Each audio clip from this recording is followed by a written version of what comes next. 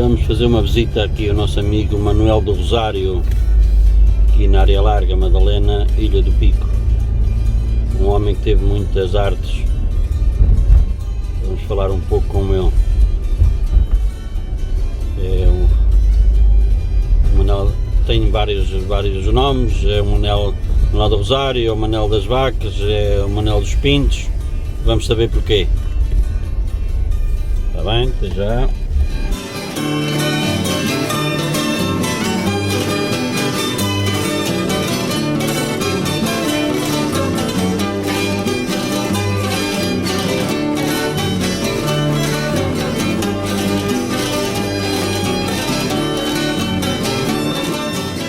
Isto é o esboço de uma casa. Ok, estamos aqui com o Sr. Manuel do Rosário, que é conhecido por vários nomes: Manuel do Rosário, Manuel das Vacas, Manuel dos Pintos E Manuel da Pecuária. Manuel da Pecuária. O Sr. Manuel começou a trabalhar na pecuária, trabalhou 36 anos. Em que ano é que começou a trabalhar na pecuária? Comecei a trabalhar em fevereiro de 65. O que é que o senhor fazia na pecuária? Nessa altura não havia cá veterinário, o veterinário era no Faial, tinha dois, e o Faial tinha dois, e Pico e Flores não tinha nenhum. E tratava-se dos animais doentes, era por telefone. A gente vacinava o gado e tratava de qualquer problema de saúde, tornava-se para lá, depois íamos tratar da rede, ver o que é que se passava. E era pelo telefone que as receitas eram passadas. O senhor começou a trabalhar na inseminação e nesses trabalhos de vacinas com a quarta classe, não tirou curso nenhum, não estudou? Não, eu tenho só a quarta classe e fui fazer um estágio no Faial de 3 meses. Aprender a dar injeção nas veias, aprender a várias coisas e aprender a inseminar, essa coisa toda. Eu fui o primeiro inseminador da Ilha de Pico. Nessa altura que eu entrei, vacinava-se ainda muito poucas, era só as redes maiores. Depois isto foi evoluindo, depois o Dr. Constantino mandou buscar à França sementes charolês, que era um híbrido que dá animais enormes para carne, e isso começou-se a desenvolver, e hoje tem mais de 70% do gado do Pico é desse gado.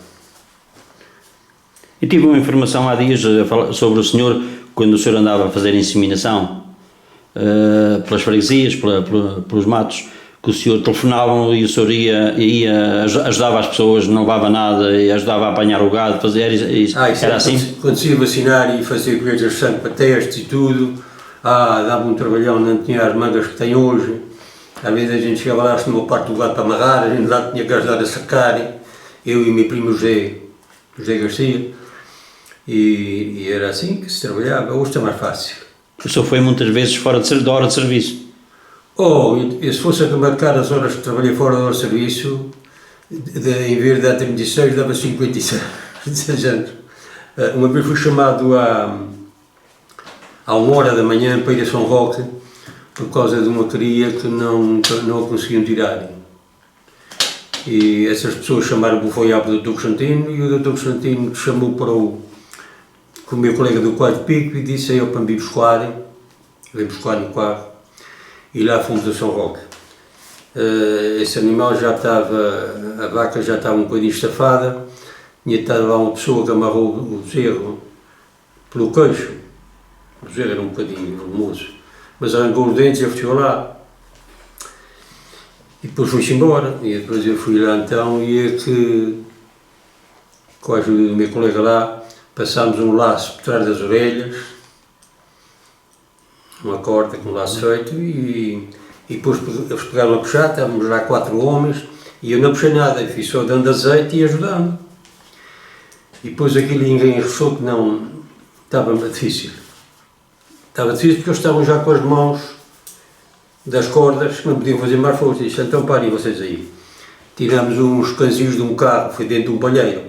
Tiramos os canzilhos de um carro das boas que estava amarrado lá no teto do palheiro, os canzilhos fora, que é canzilhos duros, e amarrei uma corda, a da cabeça amarrei num canzilho e amarrei das mãos no outro.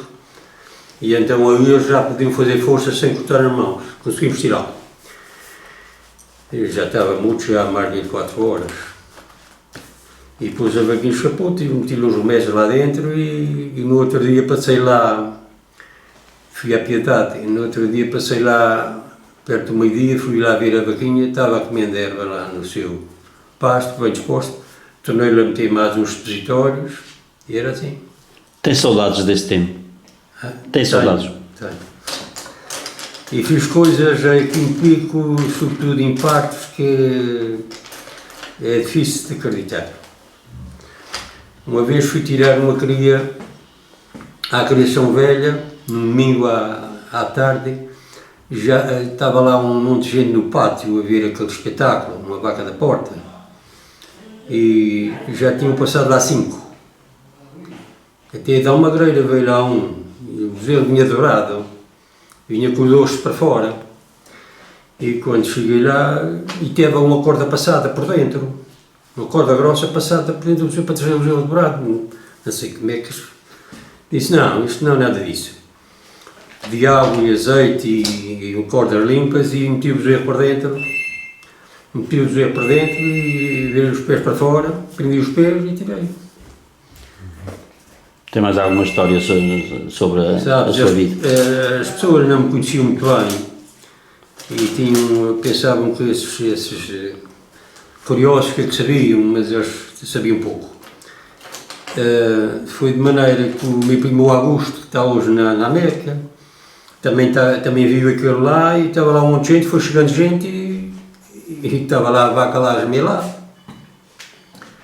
E eu disse assim lá a eles, a pessoa que vai tirar esse bezerro aqui não foi chamada. Diz o Carlos Ferreira, mas então quem é? É fulano, é meu primo, que me pede que percebe disso. Então vai buscar. Ele veio buscar, fui para cima, mas eu não sabia o que é que se tinha passado. Cheguei lá, dava para gente, estava lá mais de 30 pessoas. E então fiz este trabalho, endireitei e tirei para fora. Mas depois, quando vinha saberem, tinha até lá um tempo que eu mexi nesse bezerro, que até meteu um pau de barulho para a vaca dentro. E não sabia disso ter passado. Eu tirei a cria, meti as pastilhas e fui lá no outro dia de manhã meti mais. E o dono disse-me assim, amanhã ela está morta. Não. No outro dia vou lá acima para ir lá meter os meses, ela vinha chegando à igreja num carro, morta para ir entrar. Parece que meteram um pau de bordura com um pano amarrado para dentro, não sei lá. Aquilo não é de se fazer, quem não sabe mexer numa coisa é melhor não tocar. É melhor estar quieto. Sabes, eu tinha ordem para isso porque eu pratiquei muito nisso, não foi algo do Dr. Constantino e aqui para qualquer coisa quando encravava era comigo. Os outros não mexiam muito e também não estavam nem assim muito interessados em saber. E naquela altura o que é que fez com que o senhor fosse para essa área? O porquê de ter ido para essa área naquela altura, quando foi para os serviços? Foi assim, Já trabalhava no campo, nas vacas? Trabalhava na lavoura, mais meu pai, mas abri uma vez no Faial, não sei se luva. Isto poucos meses antes de ir à inspeção. O senhor ia vender fruta para o Faial? Ia, 3 dias por semana às vezes. E depois abri uma hérnia e tive um bocado de mal e fui operado. 6 meses antes de ir à inspeção e por causa disso ter livre. Ia a maus 50 bens. E meu pai foi arranjar serviço para mim para me desviar dessas coisas para fora. E fala nisso ao Rocha na Madalena, dizia-lhe, olha, ele tem a 4ª classe, tem. O diabo, ele servia para me ajudar aqui. Dizia-lhe, olha, ele mexe bem em contas e em qualquer coisa. E lá fui para o Grêmio, trabalhar uma semana por mês, que era para ficar lá. O movimento no Grêmio estava a crescer. E o presidente do Grêmio era do Faial, que é que apanhava o Faial e Pico. E eles estavam pensando, daí um ano e tal, abrir uma vaga permanente, porque estava em só uma semana por mês a ajudar lá na altura de Mar da Perto, ou quando era para embarcar gado, ou assim, mais o Rocha. E eu depois, o Sr. Joaquim da Junta, um dia disse-me assim, o Dr. Sandro esteve aqui no Pico, precisava de uma pessoa, estás trabalhando no Grêmio, eu estou estagiando lá, não sei se vou ficar lá se não, mas quando abrir uma vaga, vou ficar lá. Dizer-lhe, olha, o Dr. Xanina ia à procura de uma pessoa que seja da lavoura para para vir para aqui, para a Madalena, que não tem ninguém, para ajudar aqui o serviço de pecuária aqui na Madalena. Dizia-lhe isso era para entrar em pouco tempo. O custo está bem, pois eu vou ir. E lá então isso foi combinado e foi há 3 meses trabalhar lá na enfermaria e dia que eles também, quando o doutor era chamado para ir atender a vaca. O mês de foi leve, foi só 3 meses. Mas depois que fui encontrando aqui, fui apanhando a prática. Ok. O senhor tem um apelido, chama-lhe o Manuel dos Pintos, porquê? Sabes, foi assim, eu fiz uma escocadeira para tirar pintos para casa. Mas viu alguma ou Já tinha visto uma, tinha vindo de Lisboa, o doutor Tibete tinha sim, mas aqui no Pico não tinha visto nenhuma. E eu fiz uma maiorinha que aquela, o doutor Tibete tinha trazido uma de Lisboa. Mas era a única no Pico? Era a única no Pico nessa altura. E era aquecido com candeeiro de petróleo, levava 60 ovos. E eu mais ou menos vi aquilo como era e depois fiz uma de 80. Uma vez fui a Lisboa, trouxe os termómetros e trouxe umas coisas que era preciso e lá fiz essas coisas. Depois tive sempre pintos de abundância para a gente, para a nossa casa. Mas pega muitas pessoas a seringar, venda-me um dia de pintos, meu Deus. E eu estava morando ali embaixo na casa de meu pai. Disse, não tenho aqui, mas é só para cá, só para estar aí para 2 ou 3 pessoas. E depois o dia que me lembrou, vi qualquer coisa numa revista, mas isso não me deu para perceber muito bem o que aquilo era. Mas eu depois tive uma ideia de como é que havia de fazer. Fiz então uma esquadeira que era como um guarda-fato, coisa grande, cheia de gavetas. E mandei buscar uns pintos à França, por causa próprios para cá, para pôr ovos. E tinha 150 ali naquele prédio, ali na Ladeira Grande, só para tirar para a esquadeira. Aquilo eram 150 galinhas, estavam bem tratadas, aquilo vinha uma média de 100 ovos por dia. Ao cabo de uma semana metia-as nasquelas gavetas, daí uma semana tornava a encher outras, daí uma semana tornava a encher outras. Quando chegava a terceira semana, as de baixo já estavam a nascer, aquilo nascia aí entre 350 e 400, todos os sábados. E todo o tempo que me restava, e os sábados e o domingo, aproveitava para buscar isso, ganhei muito dinheiro por causa disso. Estamos a falar em que ano? Estes pintos, eu comecei a distribuir isto já assim em grande volume em 1970 e pouco, 75 ou por aí.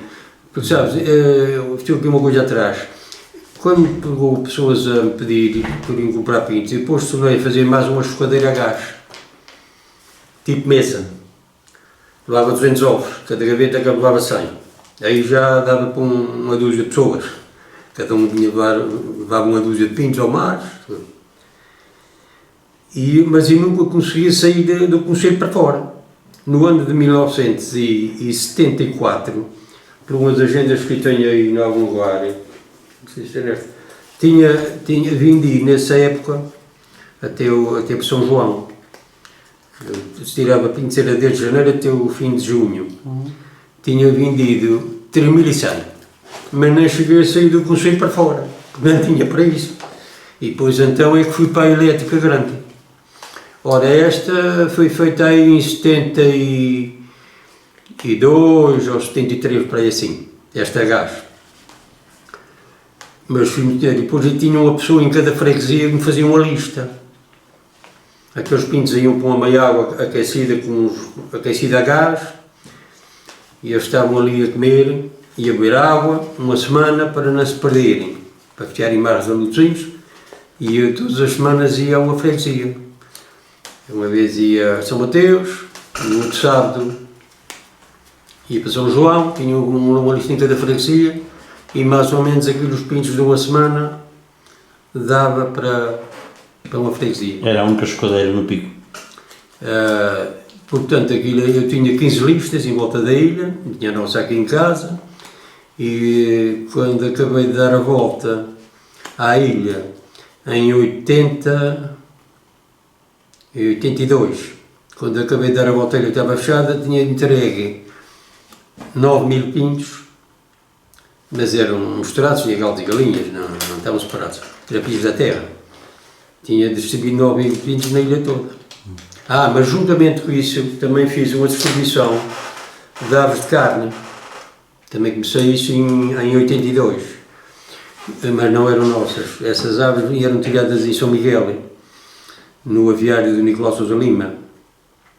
E então eles mandavam para mim, uma vez por mês ou assim, às vezes vinha 1000, e eu levava os meus e levava uma parte dos deles, que é daqueles pintos de carne.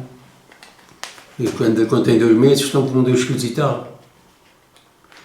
Eu deixava, também peguei para mim. Para E depois matar. terminou porquê? Hã? Terminou Sabes, esse trabalho porquê? eu trabalhei muito e depois fiz esta casa e às vezes dormia só 3 ou 4 horas por noite, porque estava envolvido, além do meu trabalho, ainda muitas vezes era chamado fora das horas normais, e depois em certas épocas eu dormia poucas horas.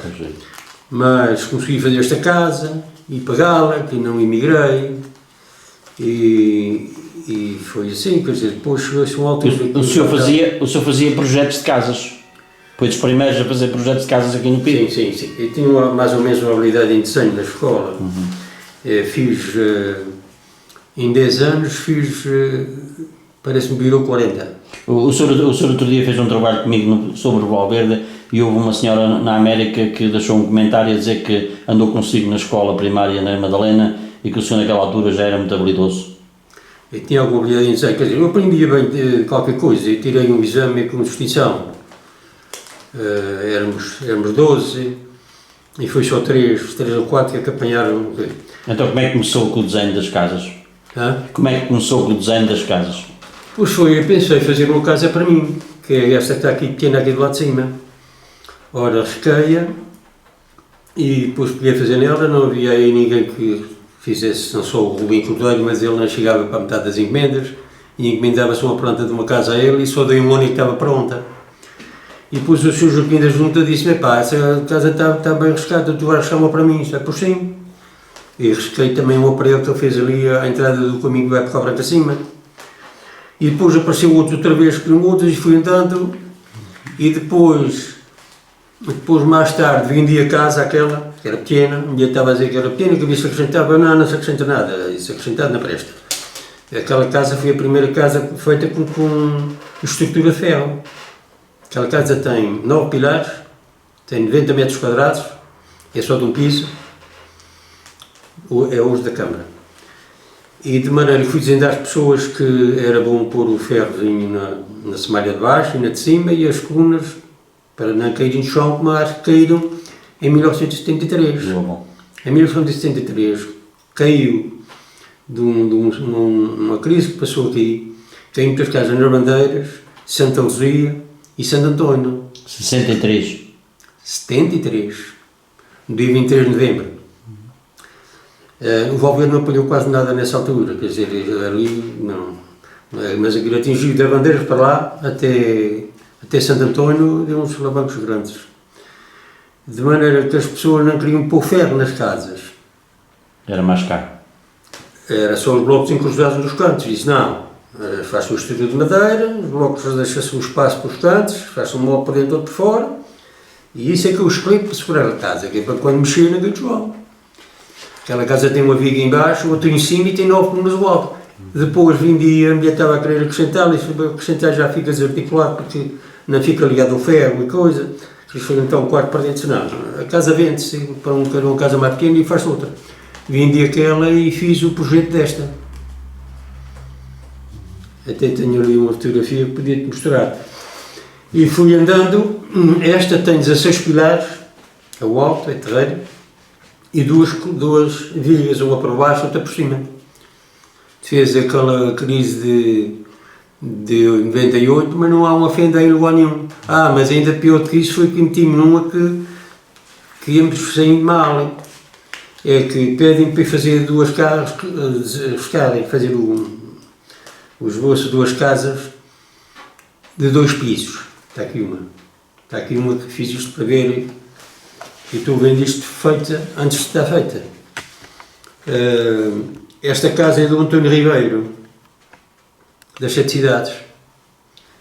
Tem 2 pisos. Tem quase o dobro da área da minha. E teve que levar Não havia jeito nem ninguém na Câmara para ler estas coisas, nessa altura. E teve que levar uma placa ao meio, tem uma escada interior para cima. Essa placa levou uma malha com ferro 12 em 25. Estás a ver que é uma... Sim, sim. E fez esta escada por dentro, tem garagem com os por baixo. Essa casa tem quase o dobro desta, da minha, porque são 2 pisos. Levou uma viga em baixo, outra em cima e esta placa a meio. Esta casa tem 18 pilares. Quando fez o abalo, quando fez a crise sísmica e a do Paulinho, também foi das primeiras, também parece que foi a seguir a esta. Também a 2 pisos, foi tal e qual, também tem uma placa no meio. Quando fez aquela crise de 98, eu fui lá dar uma volta àquelas casas só para verem o que é que se tinha passado com elas. Porque eu não sou engenheiro, nem nunca, não tirei custo nenhum. Fiz aquilo por umas coisas que já tinha lido, as colunas de ferro ali a 3 metros e meio, uns dos outros, a estrutura da casa, em ferro, agora já é em aço, é que segura a casa. Certo. É como o esqueleto da gente. A gente se... E quando entrei e vi que o senhor tinha ali um moinho para produzir energia já há alguns anos. Já está variado há algum tempo e já agora não vou reparar. E porquê? Porque é que fez isso há muitos anos, foi? Já, tenho esses moinhos ali já há mais de 20 anos. Não, mais de 30. Foi assim, eu quando tinha as escadeiras, aquilo estava-me produzindo mais ou menos 30% só de energia. Estava ligado uma face para a luz e para uma tomada da escadeira, porque a luz falhava muita vez, apagava e eu depois, aqui por estar a escadeira com 2 ou 3 horas sem energia, por exemplo, da noite, aconteceu às vezes, estava mal. Depois na necessidade. E foi por causa de ter isso garantido é que... A senhora que fez isso? Não, eu comprei umas baterias potentes, grandes, 3 baterias, e estava ligado ao moinho, e aquilo durante a noite quase sempre estava ligado, era para a minha luz, para não falhar. É um homem de ideias. É um homem de ideias. Não, tem coisas daquelas, tem que jogar com segurança, porque eles não... Uma vez tive ali um prejuízo enorme. Eles fizeram um corte ali no Valverde, depois da casa onde tem Bruno. Fizeram um corte de noite para fazer uma ligação da Coimbra Lares para o Quais Pico. E deviam-me ter avisado a mim. E também o Banco Tota também tinha pedido, estava lá na lista para avisarem para a gente se prevenir. Olha, fizeram o corte de noite e tiveram trabalhando, foi da Sarão de noite da Guisada, a esquadra teve 3 horas, depois de já estar a dormir, teve 3 horas sem energia, porque não tinha ainda o mundo. O que é que aconteceu? Foi mais de 1000 pintos que se foram embora, que morreram na casca. Agora já é raro falhar a luz, agora já a luz está de maneira que às vezes pode falhar um quarto hora e sempre há mão. Fala-me um bocadinho da infância. O senhor nasceu onde? Nasceu onde? Eu? Infância. A sua infância onde foi? Nasci no Valverde, e entrei na escola que era lá ao pé da vossa casa. Essa escola era posto de ensino, só a gente estava lá até passar para a 4ª classe. Era uma casa particular, não é? Era na sala do Ambrósio, mesmo em frente a vocês, em frente à vossa casa. E depois de a gente passar para a 4ª classe, ia ou para as 7 cidades ou para a vila, e fui para a vila. E fui mais o Manuel do Rato, que era da minha idade, para a vila. Houve outros que foram para as 7 cidades. Lá é que tinha a escola oficial para tirar. E como é que era o tempo de infância, ir para a escola? O seu pai era do campo, o senhor trabalhava no campo no tempo de escola, não é? Eu trabalhava, ajudava meu pai, depois saí da escola e passei a ajudar mais. A gente tínhamos uma vaca, um carro, era um viver de subsistência, quer dizer, e era a maior parte deles era assim, aquilo, trabalhava-se muitas horas. Por exemplo, depois saí da escola e ajudava meu pai muitas vezes, era assim. E ia para a escola, calçado ou descalço? Eu não ia descalço, porque eu tinha primos meus na América, por acaso tive essa sorte, do lado do meu pai, que mandavam para cá umas calças e umas botas e umas coisas, eu nunca comprei descalço para a escola. A alimentação, lembra-se da alimentação daqueles tempos? Sim, a gente, sabes, em nossa casa onde era queijo e pão, tinha sempre no armário. Meu pai era uma pessoa que trabalhava muito. E depois, quando eu saí da escola, peguei a vender, já com 15 anos, na altura que eu já tinha 15 anos, peguei a vender fruta no foial. Ameixas e uva, e havia muitas ameixas nessa altura que desapareceram, não se sabe porquê. E tinha semanas de 3 vezes, com ameixa de foial. Levava 2 cestos, um maior de uma maneira. Com 15 anos. Com 15 anos. Sim, 15, os cestos eram uma maneira. Meu pai tinha cestos redondos, mas... E depois tinha os maiores, mas quando... No Faial andava a vender por aquelas ruas a pé, Era, a gente chegava ali ao pé do Antônio Madeira, ali por trás, não se vai para o Teófilo, era costume, parava tudo ali, punha-se ali os cestos. Havia gente ali das Angústias e de outros lugares que vinham ali comprar alguma coisa. E depois da gente estar ali 1 hora ou menos ainda, cada um pegava nos seus cestos e ia fazer as suas voltas. Eu quase sempre, a maior parte ia para baixo para a cidade, voltou um bocado, e eu fazia o contrário. Eu ia para trás, ia para as Angústias, ia lá acima o bairro das Angústias. pasteleiro, não? Pasteleiro. Às vezes sabia o começo, é interessante, sabia o começo da Rádio Naval, do bairro das Angústias, sabia aí por trás de onde eram os celeiros, sabia. E a Rádio Naval vendeu lá a fruta a umas pessoas do continente que estavam lá naquelas estações, e depois descia para a Canal de Gonçalves abaixo, que é essa Canal de Gonçalves, onde passa ali à beira de onde tem agora o governo regional, a colónia alemã. E às vezes parava ali na companhia inglesa e na companhia alemã, que estava ali pessoas de fora, ali compravam muita fruta. E o senhor trazia o dinheiro para casa ou trazia alguns alimentos já do Faial para o Pico? Não, aquilo comprando Faial e comprando Pico era igual. E quando ia o Faial trazia 50 escudos, era uma festa. Da venda de um dia. Um homem nessa altura ganhava aí 18, 20 escudos. Era bom. E a fruta era do seu pai? A fruta era do seu pai? Era toda nossa. Lembro-me que às vezes o Timor Antônio do Valverde tinha lá uns marmeleiros que davam uns marmelos pesados. Ele dizia: Manel, tu ias me dar marmelos da Carpanhadeira. E ele veio mais de uma vez. E então ele dava qualquer coisa, marmelo para doce. Mas a fruta era nossa. A gente tinha ali um pleito ali na Canal da Fonte que dava daquela maçã de gosto, pescada, muito farinhentas. A maçã, e depois passava para a uva. Não, primeiro começava nas ameixas. Depois ia andando, peras e tudo, e depois a uva e a maçã é da mesma altura. Um quilo de uva custava aí 3 escudos, 2,5, 3 escudos. Nessa altura. Já era dinheiro.